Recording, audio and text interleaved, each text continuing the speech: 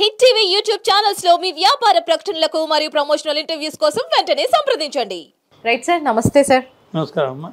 Present ఇక్కడ తెలంగాణలో చూసుకుంటే బీఆర్ఎస్ అయితే కనుమరుగైపోయింది అని చాలా మంది అంటున్నారు, ఖాళీ అయిపోయిందని అంటున్నారు.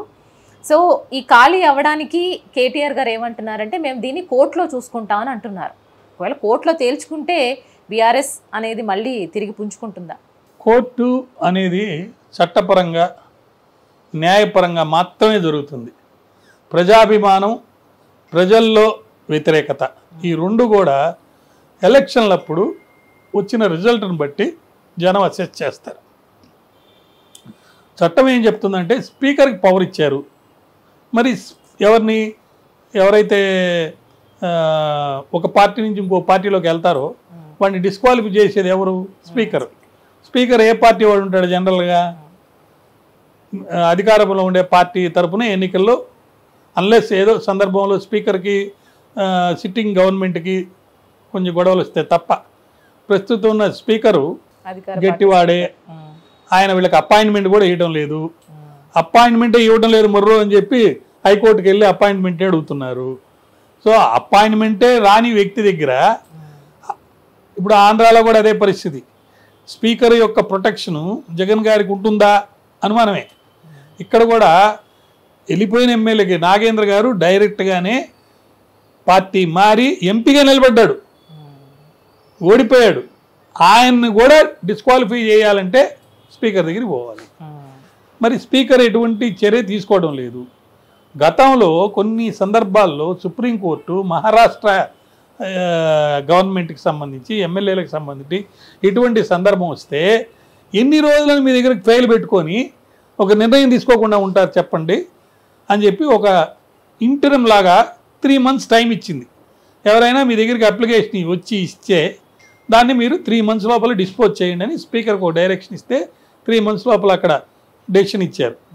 ఇక్కడ ఇంతవరకు అప్లికేషన్ తీసుకున్నారా, తీసుకుంటే ఎప్పుడు తీసుకున్నారు, దాని మీద ఎప్పుడు ఆయన ఫైల్ చూస్తారనేది ఎవ్వరికీ తెలియదు. కాబట్టి ఈ లోపల ఏం జరుగుతుంది? ఎమ్మెల్యేల సంఖ్య పెరుగుతుంది. అంటే ఈ పార్టీ నుంచి ఆ పార్టీకి మారే ఎమ్మెల్యేల సంఖ్య పెరుగుతుంది. ఒకవేళ 2/3 కనుక అయ్యారనుకో ఇంకా అది స్ప్లిట్ అవుతుంది, పార్టీ స్ప్లిట్కి అయితే వస్తుంది. ఇప్పుడు మహారాష్ట్రలో ఎన్సీపీ పార్టీకి అదే జరిగింది.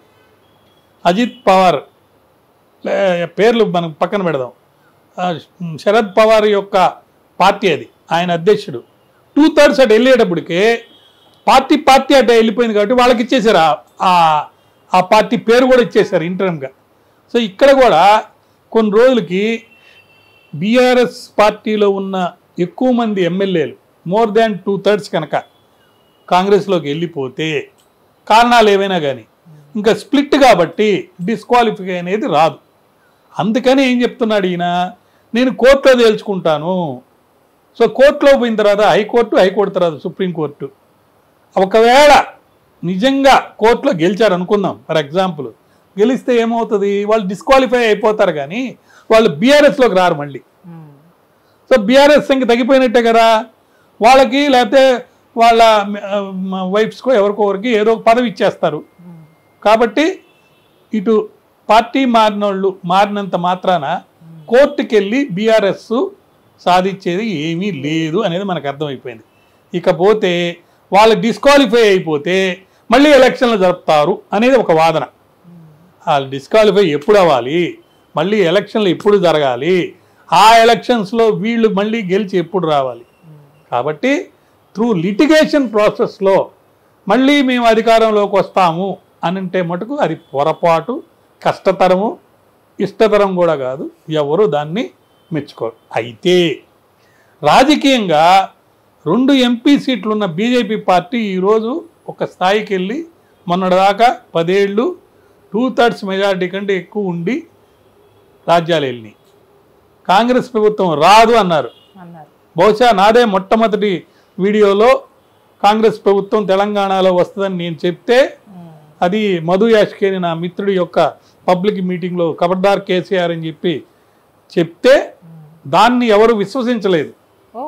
అటువంటి పరిస్థితుల్లో ఇక్కడ కాంగ్రెస్ పార్టీ మళ్ళీ అధికారంలోకి వచ్చింది.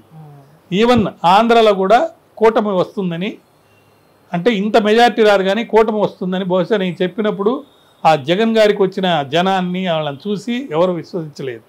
అట్లే రాబోయే రోజుల్లో ప్రస్తుతం ఉన్న రాజకీయ పరిణామాలను బట్టి బీఆర్ఎస్ కూడా మళ్ళీ పుంజుకుంటుందా పుంజుకోదా అనే ప్రశ్నకి కాలమే సమాధానం చెప్పాలి.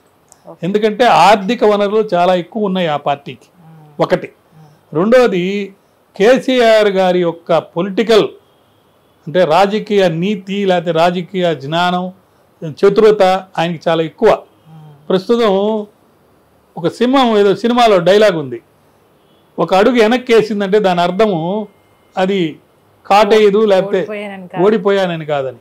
ప్రస్తుత పరిస్థితుల్లో రాజకీయంగా కానీ లీగల్గా కానీ పవర్ రూపంలో కానీ ముఖ్యంగా ఆమె లోపల ఉండటం వల్ల కానీ కవిత గారు ఈ పార్టీ కొంచెం వెనకబడి ఉంది. అంత మాత్రాన పూర్తిగా ఆ పార్టీ వెళ్ళిపోద్దని చెప్తే అది హాస్యాస్పదం, కరెక్ట్ కాదు. థ్యాంక్ యూ సార్, చాలా వివరంగా తెలియజేశారు. హిట్ టీవీ యాప్ ని డౌన్లోడ్ చేసుకోండి. ఇందులో short news, live news, entertainment movies అన్ని అవైలబుల్ గా ఉన్నాయి. Please download hit TV app.